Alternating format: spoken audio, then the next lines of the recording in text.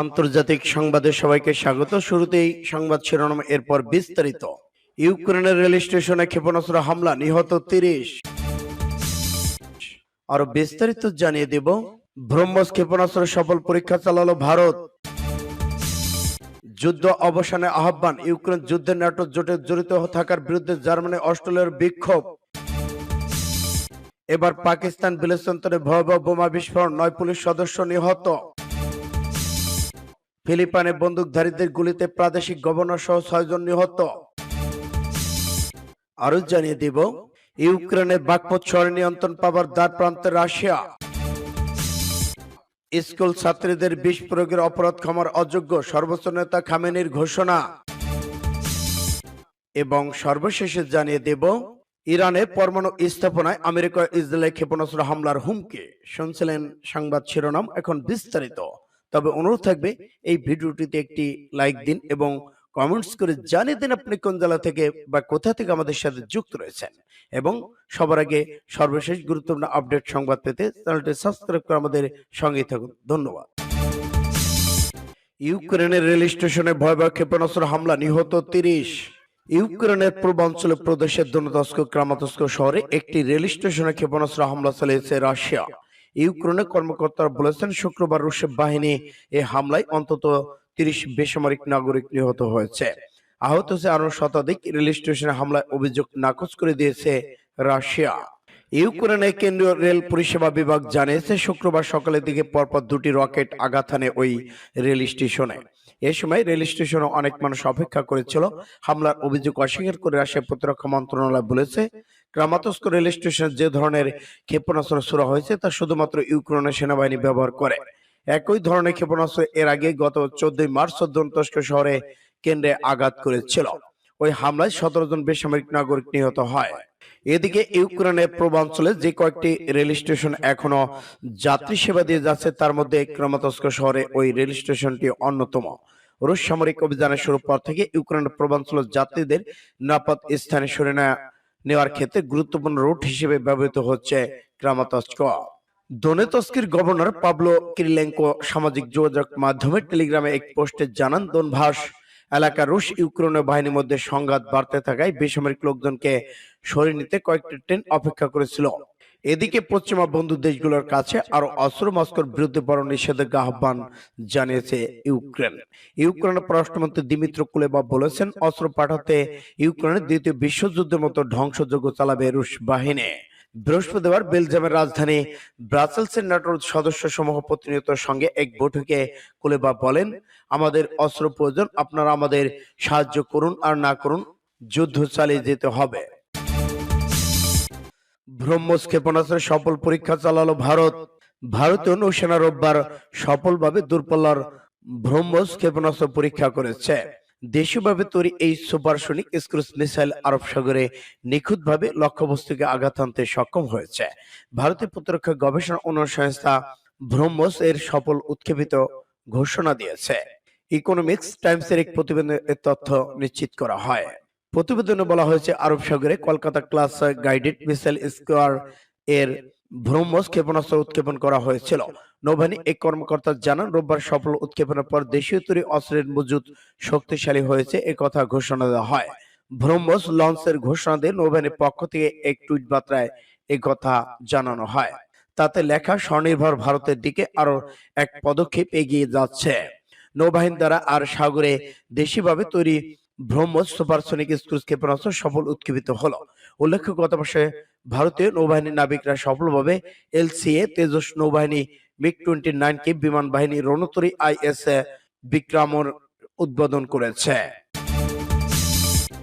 যুদ্ধ অবসানে আহ্বান, ইউক্রেন যুদ্ধে ন্যাটো জোটে জড়িত হওয়ার বিরুদ্ধে জার্মানি অস্ট্রেলিয়ার বিক্ষোভ। ইউক্রেন যুদ্ধ মার্কিন নেতৃত্বাধীন ন্যাটোর সামরিক জোটে জড়িত হওয়ার বিরুদ্ধে জার্মানি এবং অস্ট্রেলিয়ার ব্যাপক বিক্ষোভ প্রতিবেদন শুরু হয়েছে। এক বছরের মাথায় এসে যখন এই যুদ্ধে বিরুদ্ধে জনসংগে, তখন জার্মানি অস্ট্রেলিয়ার বিক্ষোভ অনুষ্ঠিত হলো। যুদ্ধে বিপুল পরিমাণ অস্ত্রশস্ত্র সরবরাহ করার প্রতিবাদে অস্ট্রেলিয়ার রাজধানী ভিয়েনায় বহু সংখ্যক মানুষ বিক্ষোভ প্রতিবাদে অংশ নিয়েছে। এ সময় তার মার্কিন নেতৃত্বাধীন ন্যাটো সামরিক জোটের এই যুদ্ধে জড়িত করার বিরুদ্ধে তীব্র সমালোচনা করে। বিক্ষোভকারীরা ইউক্রেন যুদ্ধ থেকে অস্ট্রেলিয়াকে নিরপেক্ষ থাকার জন্য সরকারের প্রতি আহ্বান জানিয়েছে। বিক্ষোভকারীদের হাতে এই দাবি সংকলিত প্রচুর ব্যানার এবং ফেস্টুন দেখা গেছে। বিক্ষোভে অংশ নিয়ে ভিয়েনার এক বাসিন্দা বলেছে অস্ট্রেলিয়া নিরপেক্ষ রয়েছে এবং তাকে এই যুদ্ধে নিরপেক্ষই থাকতে হবে।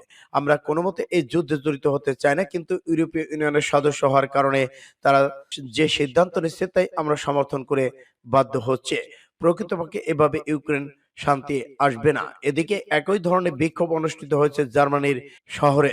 এই বিক্ষোভ থেকে ইউক্রেন যুদ্ধের শান্তিপূর্ণ অবস্থানে আহ্বান জানানো হয়। ইউক্রেন যুদ্ধের অস্ত্র সরবরাহ করার বিরুদ্ধে রাশিয়া বারবার সতর্ক করে আসছে, কিন্তু তাতে কোনো কান দিচ্ছে না পশ্চিমা দেশগুলো। এই পর্যন্ত তারা ইউক্রেন যুদ্ধে হাজার হাজার কোটি ডলারের অস্ত্র এবং সামরিক সরঞ্জাম দিয়ে ইউক্রেনের যুদ্ধ চালিয়ে যাচ্ছে। সূত্র পাঁচ টুডে। পাকিস্তানে বেলুচিস্তানে ভয়াবহ বোমা বিস্ফোরণ, 9 পুলিশ সদস্য নিহত। পাকিস্তানে বেলুচিস্তানে ভয়াবহ বোমা বিস্ফোরণে কামব্রিজ ব্রিজের নিকটে বোমা হামলায় অন্তত 9 পুলিশ সদস্য নিহত হয়েছেন। গতকাল এই বোমা বিস্ফোরণে আরো 11 জন আহত হয়েছেন। খবর ডন অনলাইনের। বেলুচিস্তান, সিবি এবং কাচি অঞ্চলে সীমান্ত এলাকায় ক্যামব্রিজ ব্রিজের বোমা হামলা করা হয়। কাছে পুলিশের কর্মকর্তা মাহমুদ নুজাই ডন অনলাইনকে বলেছেন, প্রাথমিক আলামত দেখে ধারণা করা হচ্ছে এটি আত্মঘাতী হামলা ছিল, তবে তদন্ত শুরু হয়েছে, বিস্তারিত পরে জানা যাবে। পুলিশের কর্মকর্তা জানিয়েছেন আহতদের স্থানীয় হাসপাতালে নেওয়া হয়েছে এবং ঘটনাস্থলে নিরাপত্তা বাহিনীর লোকজন সহ 9 জন নিহত হয়েছে। ফিলিপাইনে বন্দুকধারীদের গুলিতে প্রাদেশিক গভর্নর সহ নিহত 6। অজ্ঞাত বন্দুকধারীরা ফিলিপাইনে এসে নেগ্রোস ওরিয়েন্টাল প্রদেশের গভর্নর রয়েল দেমাগো এবং অন্য 5 জনকে গুলি করে হত্যা করেছে। শনিবার এই ঘটনা ঘটে বলে নিহত গভর্নরের স্ত্রী ডেনিস দেগামো জানিয়েছেন। এই খবর দিয়েছে বার্তা সংস্থা রয়টার্স। স্থানীয় পুলিশ বলছে রাইফেল সহ সন্দেহভাজন 6 জন ব্যক্তি সন্ত্রাস বিরোধী পোশাক পরে গভর্নরের প্লাম্পলা শহরের বাড়িতে প্রবেশ করে এবং গুলি করতে শুরু করে। এতে গভর্নর সহ 6 জন নিহত হয়েছেন। নিহত গভর্নরের স্ত্রী জ্যাসিন দেগামো নিজের শহরে প্লাম্পলার মেয়র। তিনি ফেসবুকে ভিডিও পোস্টে জানিয়েছেন গভর্নর দেগামোর এর মৃত্যু প্রাপ্য ছিল না। শনিবার তিনি নিজের নির্বাচনী এলাকা সেবা করতে গিয়েছিলেন, কিন্তু হত্যাকাণ্ডের নিন্দা জানিয়েছেন প্রেসিডেন্ট ফার্দিনান্দো মার্কোস। তিনি হামলাকারীদের আত্মসমর্পণ করতে বলেছেন, অন্যথায় সর্বোচ্চ ব্যবস্থা নেওয়ার হুমকি দিয়েছেন। তিনি বলেছেন, হায়নার মতো এই অপরাধীদের বিচারের আওতায় এনে কঠোর সাজা দেওয়া উচিত। গুলিতে নিহত, আহত এবং 4 জন ব্যক্তি অবস্থা খুবই আশঙ্কাজনক। প্রাদেশিক পুলিশের মুখপাত্র জানিয়েছেন, যেসব তিনি নির্বাচনী এলাকার জনগণের মধ্যে সাহায্য বিতরণ করতেছিলেন তখনই এই গোলাগুলি ঘটনা ঘটে। পুলিশ বলেছে তারা 6 জন অস্ত্রধারী এবং 10 জন সন্দেহভাজনকে খুঁজে পেয়েছেন।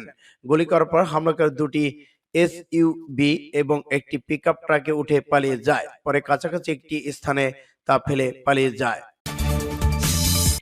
ইউক্রেনের বাখমুত শহরে নিয়ন্ত্রণ পাওয়ার দ্বার প্রান্তে রাশিয়া। ইউক্রেনের বাখমুত শহরে নিয়ন্ত্রণ পাওয়ার দ্বার প্রান্তে রাশিয়া। একই দিনে শহরের চারপাশে 130 দফা হামলা চালিয়েছে রুশ বাহিনী, যার বেশিরভাগ নস্যাৎ করার দাবি ইউক্রেনের প্রশাসনের। এই ঘটনা প্রাণ হারিয়েছে 1 নারী ও 2 শিশু। পরিস্থিতিতে সেনা অবস্থানে রদবদল পরিকল্পনা করছে মস্কো। খবর বার্তা সংস্থা রয়টার্সের। বাখমুতের যে শিগগিরই রাশিয়ার দখলে যাবে সেটা নিয়ে কোনো সংশয় নেই। যে কোনো দিন ইউক্রেনে হাতছাড়া হবে কৌশলগত গুরুত্বপূর্ণ শহরটি। তবে জেলেনস্কি প্রশাসনের কণ্ঠে নতুন সুর। তারা বলেছে বিপুল সংখ্যক সৈন্য অস্ত্র গোলাবারুদ মজুত করছে ইউক্রেন। এদিকে ভলোদিমির জেলেনস্কি বলেছেন, দোনেৎস্ক লুহানস্কের কয়েকটি এলাকা রাতভর হামলা চালিয়েছে রুশ বহর। 21 দফা হামলা হয়, বিমান অভিযান, তাছাড়া লোকজনকে পুড়ছে অত্যন্ত 4টি শক্তিশালী মিসাইল, যাতে ধ্বংসস্তূপে পরিণত হয়েছে ঘরবাড়ি, স্থাপনা। অবশ্য শতাধিক হামলা প্রতিরোধে সক্ষম হয়েছে কিয়েভ। শত্রুপক্ষে প্রায় 500 সেনা হতাহত হয়েছে। এদিকে নিয়ন্ত্রণে দ্বার প্রান্তে পৌঁছে আওতার রণকৌশল পরিবর্তন আনার ইঙ্গিত দিয়েছে রাশিয়া। অবশ্য ব্রিটিশ প্রতিরক্ষা মন্ত্রণালয়ের দাবি, অস্ত্র সংকটে ভুগছে রুশ সেনাদল এবং মিত্র সশস্ত্র সংগঠনগুলো। সেই কারণেই পিছু হটার সিদ্ধান্ত নিয়েছে রুশ বাহিনী। ওগানের গ্রুপের প্রতিষ্ঠাতা ইয়েভরি বলেছেন, এই মুহূর্তে যদি বাখমুত শহর থেকে আবার পিছু হটে সদস্যরা, তাহলে নতুন পুনরায় যুদ্ধ শুরু হবে। রাশিয়ার সাথে যুদ্ধরত যে কোনো অস্ত্র সংগঠনের জন্য পরিস্থিতি খুব মারাত্মক হবে। এমনকি মস্কোর তরফ থেকে প্রতিশ্রুতি অস্ত্র গোলাবারুদ আসেনি। এটা ষড়যন্ত্র নাকি কূটনৈতিক জটিলতা, সেটাই খোঁজ নিচ্ছে। এই পরিস্থিতিতে রুশ প্রেসিডেন্ট ভ্লাদিমির পুতিনের উপর মানসিক চাপ অব্যাহত রেখেছে পশ্চিমা মহল। স্কুল ছাত্রছাত্রীদের বিষ প্রয়োগের অপরাধ ক্ষমার অযোগ্য বললেন সর্বোচ্চ নেতা খামেনি। ইরানের স্কুল ছাত্রছাত্রীদের বিষ প্রয়োগের ঘটনা এবার মুখ খুললেন দেশটির সর্বোচ্চ ধর্মীয় নেতা আয়াতুল্লাহ আলী খামেনি। দেশটিতে গত বছরের নভেম্বর থেকে চলে স্কুল ছাত্রীদের বিষ প্রয়োগের ঘটনা ক্ষমার অযোগ্য অপরাধ বলে মন্তব্য করেছেন তিনি। খবর রয়টার্সের। কয়েক মাস ধরে বিষ প্রয়োগের এসব ঘটনা অসুস্থ হয়ে অন্তত 650 স্কুল ছাত্রীকে হাসপাতালে ভর্তি করা হয়েছে। এ ব্যাপারে একটু দেরি হলেও আলী খামেনি বলেছেন কর্তৃপক্ষের উচিত শিক্ষার্থীদের বিষ প্রয়োগের ঘটনাটি গুরুত্ব সহকারে তদন্ত করা। এটি ক্ষমার অযোগ্য অপরাধ। এই ঘটনায় জড়িত অপরাধীদের কঠোর শাস্তির দাবি করেছেন তিনি। বার্তা সংস্থা রয়টার্সের প্রতিবেদনে বলা হয়েছে নভেম্বরে শিয়া মুসল্লিদের পবিত্র নগরী কম থেকে শুরু হওয়া এ হামলা দেশটির 31টি প্রদেশের মধ্যে অন্তত 25টিতে ছড়িয়ে পড়েছে। এতে কিছু আতঙ্কিত অভিভাবক তাদের সন্তানদের স্কুল থেকে সরিয়ে নেন এবং কর্তৃপক্ষের বিরুদ্ধে প্রতিবাদ জানান। ইরানের স্বরাষ্ট্র মন্ত্রণালয় শনিবার বলেছে তদন্তকারী সন্দেহজনকে যমুনা নমুনা পেয়েছেন, যেগুলো পরীক্ষা নিরীক্ষা করে দেখা হচ্ছে। ইরানের সরকারি বার্তা সংস্থা ইরোনা নিউজে জানিয়েছেন দেশটির স্বরাষ্ট্রমন্ত্রী আব্দুল্লাহ রেজা রাহমানি ফাজলি বলেছেন মাঠ পর্যায়ে অনুসন্ধান সন্দেহজনক নমুনা মিলেছে। শিক্ষার্থীদের অসুস্থতার কারণ বের করে সেগুলো খতিয়ে দেখা হচ্ছে। ফলাফল যত দ্রুত সম্ভব প্রকাশ করা হবে। ইরানের পরমাণু স্থাপনায় আমেরিকা ও ইসরায়েলের হামলার হুমকি। তেহরান সফররত আন্তর্জাতিক পরমাণু সংস্থা এর মহাপরিচালক রাফেল গ্রোসি বলেছেন যে কোনো পরমাণু স্থাপনা সামরিক হামলা সম্পূর্ণ বেআইনি। আমেরিকা ও ইসরায়েলের পরমাণু স্থাপনাগুলোতে হামলা করার যে হুমকি দিয়ে আসছে সে ব্যাপারে প্রতিক্রিয়া জানাতে গিয়ে গ্রোসি মন্তব্য করেছেন। খবর ইরোনা নিউজের। তিনি শনিবার তেহরান ইরানের আণবিক শক্তি সংস্থার প্রধান ইসলামের সঙ্গে এক যৌথ সংবাদ সম্মেলনে কথা বলেছেন। এ সময় পাশ্চাত্যের সঙ্গে ইরানের আস্থা সৃষ্টিতে ভূমিকা পালন করার জন্য এর প্রতি আহ্বান জানান তিনি। মার্কিন সরকার সম্প্রতি ইসরায়েলের সঙ্গে ঘনিষ্ঠতা বাড়িয়েছে। গত মাসে তেল আবিবে নিযুক্ত মার্কিন রাষ্ট্রদূত টম নেডলস বলেছেন ইরানের বিরুদ্ধে সব ব্যবস্থা নেওয়ার পথ খোলা রাখা হয়েছে। তিনি আরো বলেছেন ইরানের বিরুদ্ধে ইসরায়েল প্রয়োজনে যে কোনো কিছু করার অধিকার রাখে এবং আমরা তেল আবিবের পাশে রয়েছে। এর সম্পর্কে এর মহাপরিচালক বলেছেন এক্ষেত্রে দুটি সম্পূর্ণ আলাদা বিষয় রয়েছে। প্রথমত, পরমাণু স্থাপনগুলো হামলা এখন একটি সাধারণ বিষয় পরিণত হয়েছে। এটি বিষয়ে ইউক্রেনের চলমান যুদ্ধের কারণ। দ্বিতীয়ত, এর প্রকাশ্যে এই হামলার নিন্দা জানিয়েছেন। সুতরাং আমি মনে করি পরমাণু স্থাপনায় যে কোনো ধরনের সামরিক হামলা বেআইনি ও নিন্দনীয়।